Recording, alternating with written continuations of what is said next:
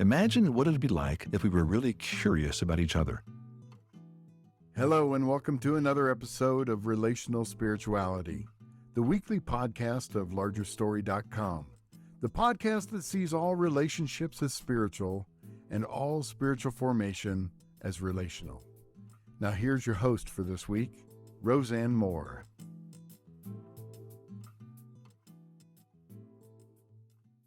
Hi, Larger Story audience. It is so good to have you back with us again today. I'm Rosanne Moore, your host today for Relational Spirituality Podcast, and I have as my guest my good friend, Andrea Wenburg. Andrea is the founder and CEO of Voice of Influence, a boutique business coaching and consulting firm. And we met in, what was it, Andrea? 2012? Yeah. Yes. At Dr. Larry Crabb's Next Step conference. And we worked together at one point, and we have been good friends ever since Next Step. And so I am excited to have her here today. Welcome, Andrea. Thank you, Rosanne. I'm so glad to be here with you. One of the things that, well, I want to have you share a little bit about your journey, because in this quarter, we're talking about the things that shape us in our lives, things that we have to kind of throw off and in order to be formed more like Jesus. And you wrote a book called Unfrozen, where you talked about your whole process of unraveling the pressured messages you got. And I would love to have you talk a little bit about that today. Yeah. Well, first of all, we also have to mention that you helped edit the book. You were you were my writing coach / editor. So, yeah. So we've definitely done a lot together, Rosanne. And you know my message well. But as far as the messages that I got, I think some of them were messages that I got, and some of them were things that just came as a natural expression of who I am, that desire to please and the desire to, I always wanted to make a difference too, I think.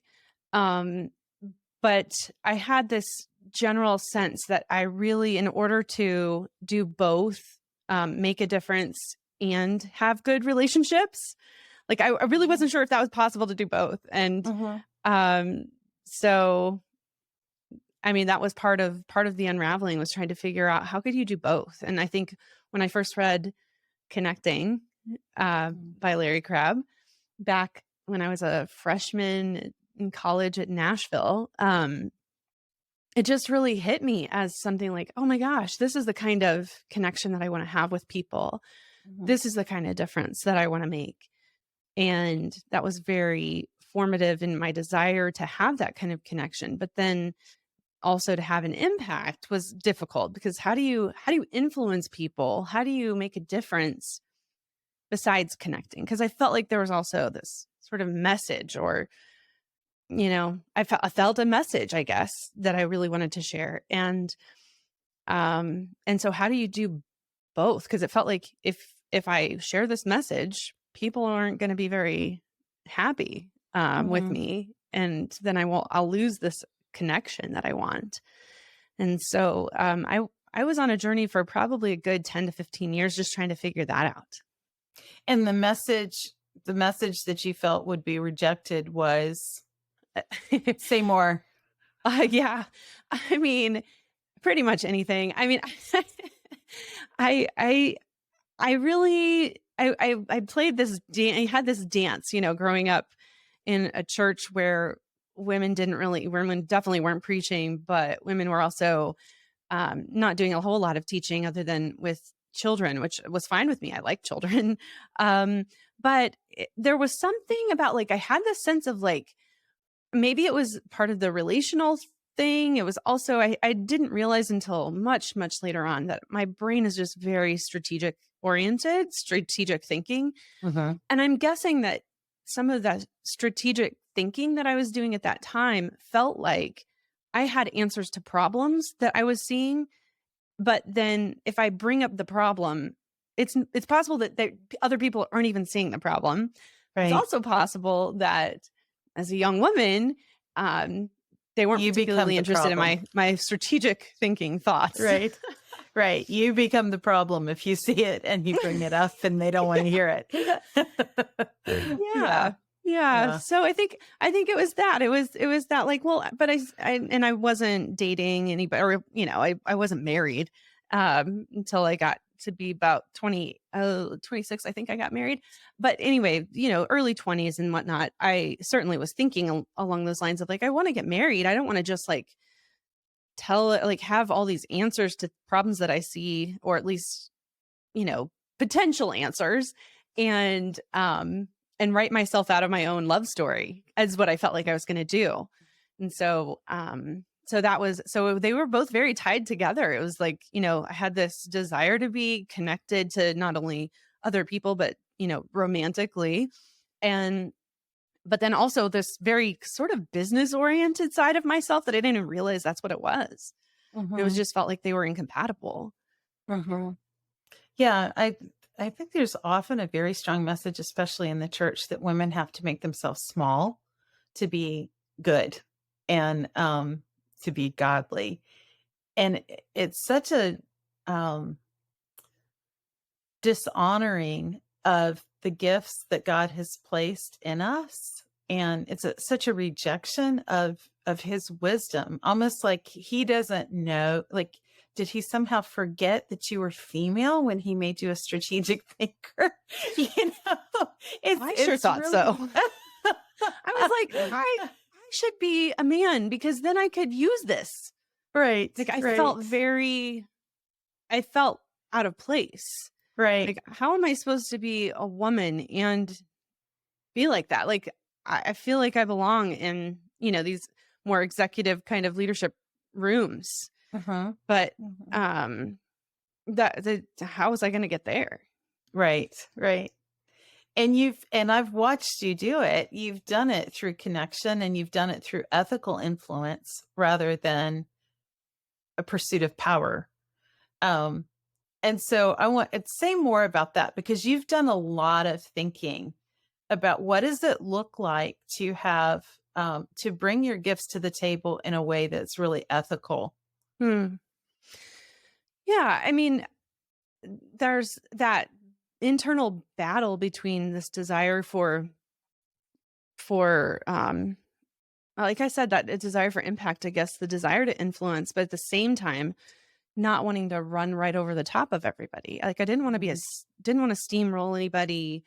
And I think my relationships and my family and whatnot, like, that showed me I can't, that's not very effective anyway, to just steamroll people and just tell them what I think all the time. Like, there has to be some softening. There has to be some patience on my part. And so, yeah, how do you get into those positions where you can actually be a part of the dialogue? Well, that was always the question. And I guess, are you asking me how I ended up getting to that point where I feel like I am part of the dialogue, or what are you asking, Rosanne? Yeah. I mean, any part of that. One thing that I think I want to emphasize is you haven't just used ethical influence as opposed to steamrolling because you're female. You've done it because it's Christ-like. And you actually work with leaders, male and female, to teach collaboration and ethical influence. But yeah, talk more about how did you get there? How did you get from the place of feeling like you had to be in ministry to make a difference to being able to make all of life your place of influence? Yeah, I went to seminary. And when I went to seminary, I looked at the course listings. I was like, I know I'm not going to be able to be a pastor in my particular corner of faith. And but what could I do? And I didn't really know what the position would be. I just was like, how do I, what classes could I take? What do I want to even learn? What do I want to grapple with? What am I struggling with inside that I need answers to? And so I just went through the course listing and was like, okay, I want to take that class. Yep, definitely want to take that class. It just kind of went. And then I was like, okay, which which degree would fit with the classes that I want to take. And so I ended up with like a master's in counseling ministries, I guess is what it was called. Anyway, obviously I used it a lot.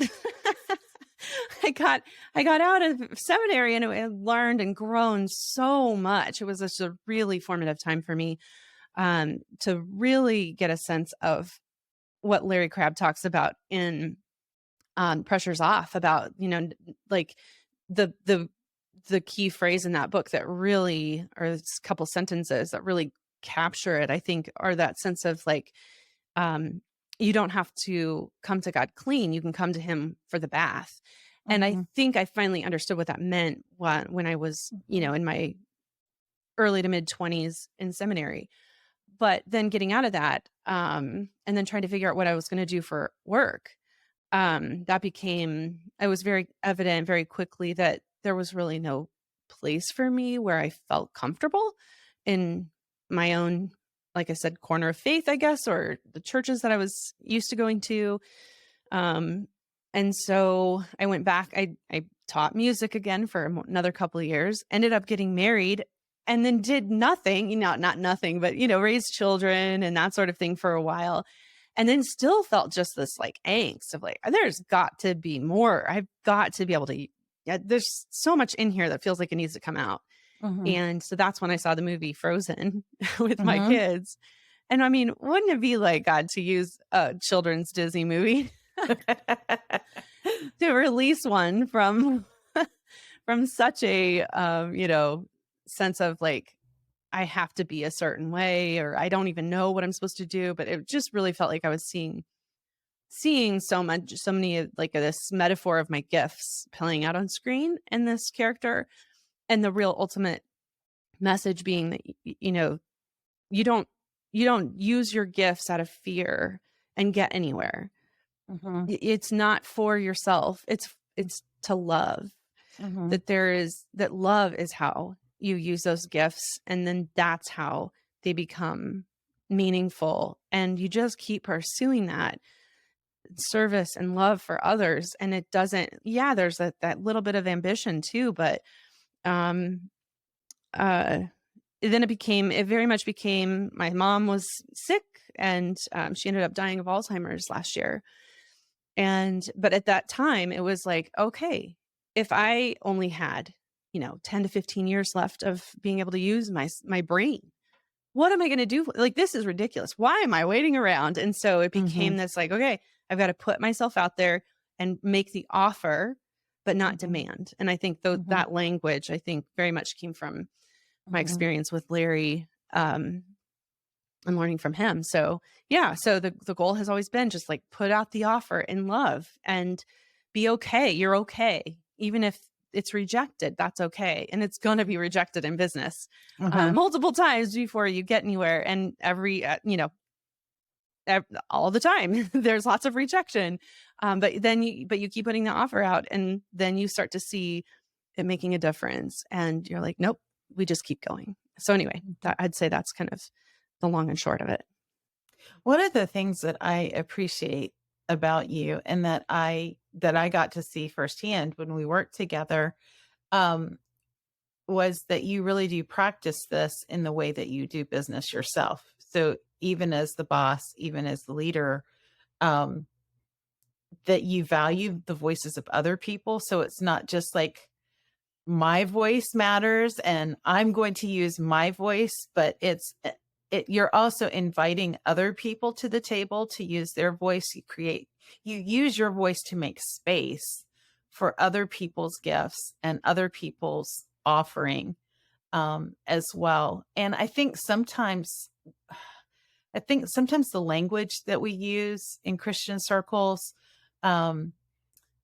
about being selfless can be almost like an obliteration of self, like we have to disappear somehow, instead of an offering of ourselves, that we are created in the image of God with good gifts that he wants to give to others through us. And I think one of the things I appreciate about you is that you not only bring your gifts to the table, but you invite other people to do that as well. you did a really good job with that. If you don't mind, I'd like to speak to that a little bit. Mm-hmm. The one of the things that I was seeing as a youngster, and then into, those early adult years, was this disparity between church leadership desiring people to be engaged.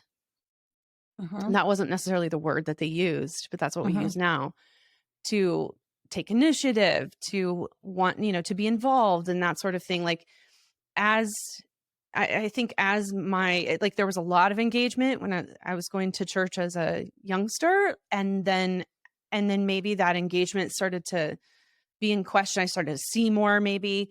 And I realized that there are a lot of people at church that are complacent instead of engaged. So they are agreeing with everything that's happening. They like, and they're happy, but they kind of let the pastor be the hero. They let the church leadership be the hero, and they don't use their own voice. They're not seeing that they have something to contribute.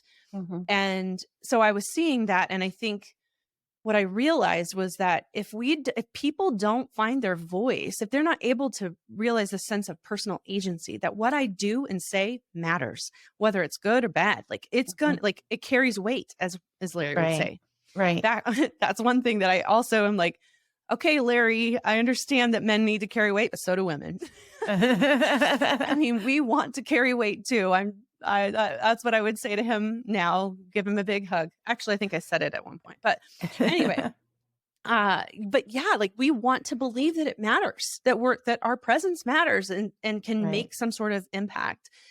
And when we see that happen, then we kind of, besides agreeing with what's going on in church or the messages that we're hearing, instead of just nodding our head and saying yes, we start to use that critical thinking skills. We start to bring our best to the situation. We start to, make others, iron sharpens iron kind of thing. I think that's one of the things that I was a singer, and I would be like, I would sing, and then I would feel like I needed to be more quiet because other people around me weren't singing very loud. And so in that very, practical sense, I was holding back my voice because I didn't want to just stand out with my own voice. So my whole life, I've been wanting other people to speak up, to stand up, to speak out, to sing with all they have, so that I can sing with all I have. I would like to be able to use my voice and not have to hold it back. And I want that for everybody. And I think by, encouraging other people to use their voices, to feel like they have agency, and then I have to, as a leader, I've got to be encouraging that. I've got to be thinking about what it takes to help them, use their voice. I've got to acknowledge it and see that it's credible and provide opportunity and really encourage it. So anyway, that's part of what I hope to do as a leader, but I also hope that I can continue to help other leaders be able to do that. When you said what you did about, pastors often wanting engagement, but people are not bringing their voice. The two thoughts occurred to me. Like, on the one hand, that does let a leader play the hero role, which really is not good at all. We found that. Right. Let's look at all of those examples. All of the people. celebrity pastors that have fallen in recent years or been exposed as that. Yeah. And even if it's not on that level, there's something very isolating in having to be the hero all the time, And so it feeds something that's not really healthy, and it puts pressure on, even in the ones that seek to carry that position with integrity. It's very isolating and lonely for them. But then the flip side of that is, if you empower people to use their voice, you're going to run into people who don't use it graciously. Yeah. And that's really hard, So I know it can feel like it's too dangerous. Too dangerous to allow other people to engage their influence. Certainly we've seen people who And the part of that is legitimate. There are people who tear apart churches who are not in leadership, but Or who tear companies or whatever. Yeah. or Families. companies. Yeah, exactly. Um, so talk a little bit more, because you said it's not just bringing your voice to the table; it's using your gifts in love. hmm And you hmm actually have a program that has a section that it's called Love Edits. Would Mm, you talk a little bit about that? sure. I think so. It's one thing to encourage people to find and use their voice. It's another thing to get to the point where you have a more mature culture of like, this is how we use our voices. Uh-huh. This is how you do it in love. This is how you edit Uh-huh. what you actually put out there. So, I mean, back in the 2000s or early 2000s, I think that's when, this idea of being real was a really big deal. That's always been a big deal to me, but that was really highlighted at that point. And so being real is great, but is that the end of the story? No, it's not just about saying whatever's just underneath the surface. Uh-huh. It's also getting in touch with what you really believe in deeply about people, about God, about yourself, about what you want. What do you really want from people? Do you want them to just comply with with what you're saying? You know, what are you looking for? And so when we take those under the surface feelings and thoughts and just share them and be real, that can just be jarring and it can be unhelpful. So instead, I think a more mature level is when you say, okay, I need to be honest with myself about those underneath the surface thoughts and Right. feelings. Right. And then I need to go get down to the real me, which is what I really believe. Who am I at my core? What do I really want for whoever I'm talking with right now? And be able to then use that as a filter and say, okay, now I understand what my initial reaction was. Now, what do I want my response to be? That's a more mature response. And so helping people to find, not only to be able to be honest about that under the surface layer, but then, get to the core of who they are and get a real clear sense of your own values and your own what you really care about, what you want for people, your sense of mission, which I don't think has to be the same for everybody. I think it has different nuances, even in the Christian realm. And I think when people can do that, and then they start to get used to that idea of, I'm going to filter these things. Then I think that we raise the level of conversation and collaboration and the way that we impact each other to a whole nother degree. What you said about filtering it's both bringing your voice and filtering, made me think of something Larry said at one point, that if you tend to like seek out people, you need to discipline yourself to seek silence and solitude at times. And if you tend toward silence and solitude, then you need to make an effort to surround yourself with people deliberately at times. And I think it's the same thing. Some people are very quick to bring their voice. And so the place there is to become more aware of that, giving space to edit. Whereas others, they're so used to just not speaking up that they may have to do it poorly to begin with. Absolutely. But bringing their voice is an important step for them. I mean, let's go back to that. You can come to God for the bath. Right.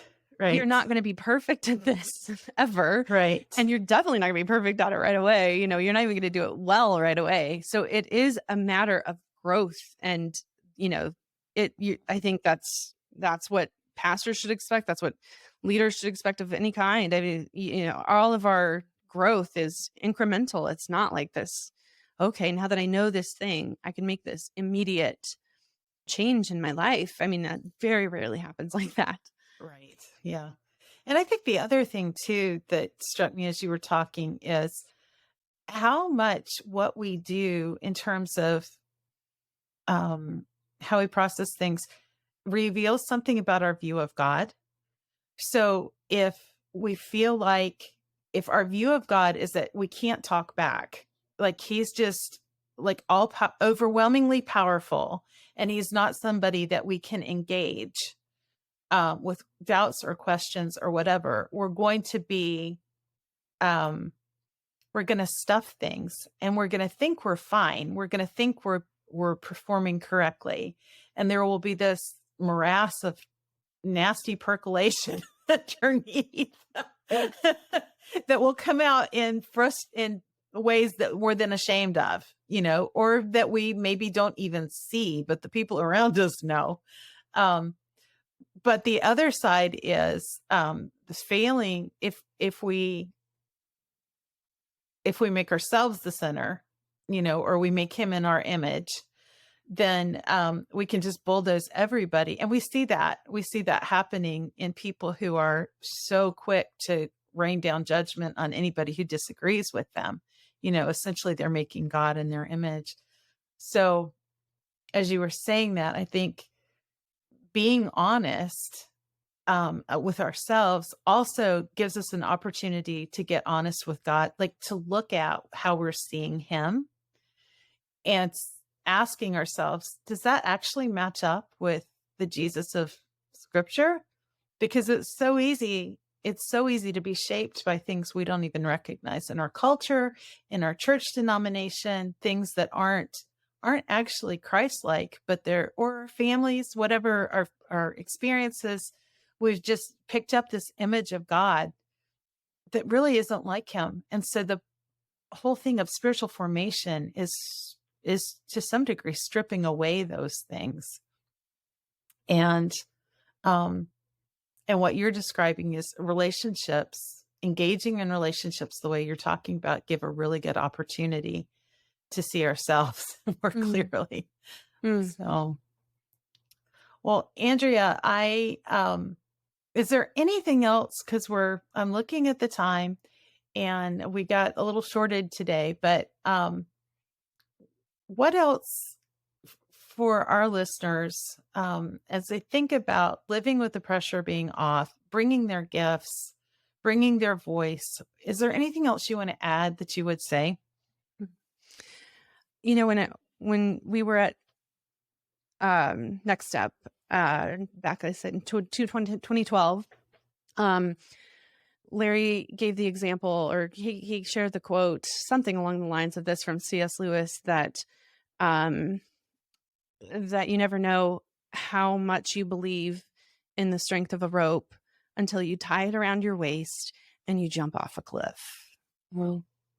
And that hit me because relationally, if I wanted to make a difference and I wanted to connect with other people, if I were driven by fear that I wouldn't get either one of those, then I would stay on the cliff. Mm-hmm. I had to be able to say, God loves me enough, and that if I love others and I put myself out there imperfectly, if I jump off the cliff, but if I tie that rope around me first, right, and trust in God's love and his forgiveness, even if I messed it up, that if I jump off that cliff and actually speak up, actually say the thing that I think I need to say in love, not just I'm trying to, I don't know. Sometimes people say things that are, I don't know, that they maybe shouldn't say, but speaking up to offer your gifts, I guess is what I'm saying, putting them out there, putting yourself out there and making that offer that God will catch me no matter what. And I got home and there was a student that was in a program with me, student ministry. She had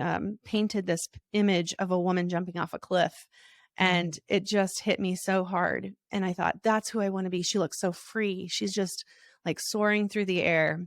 And I picture myself, and I hope that other people could do this as well. Picture yourself trusting in God's love so much, no matter what happens when you jump, that you're willing to jump. And I think the jump is the question is, what is the jump? And usually I think it has to do with, I need to put myself out there and not be afraid of the judgment, while at the same time doing it in love and trusting that somehow this is all going to shake out in the end and that God's got it. So I don't know. That's the last thing that I would leave. That's so good. You were one who drew my attention to the fact that when we're angry or fearful, underneath that is usually sadness. Mm-hmm. And so I was just thinking about the whole thing of jumping off the cliff often is like surrendering ourselves to the tenderness of God, letting him tend the sadness instead of being paralyzed in the fear or the anger, the combativeness. Because fear can either, it can be fight or flight. Anger often looks like it's something different, but it's not.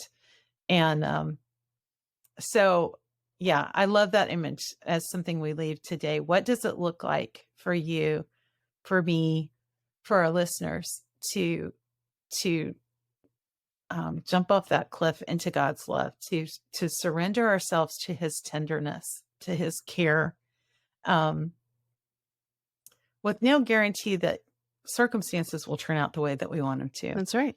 But trust. But I'll be okay. Yeah, we'll be okay. And his power to redeem will be bigger than any mistakes we make along the way. Yes. So, yes. You just never know where it'll take you. Yeah. Well, Andrea, I love where it's taken you. Watching you do that, watching you serving other people in business and bringing that to both. You've had contacts with Christian business owners, but you've also in secular circles, you're making a government. difference. Yeah.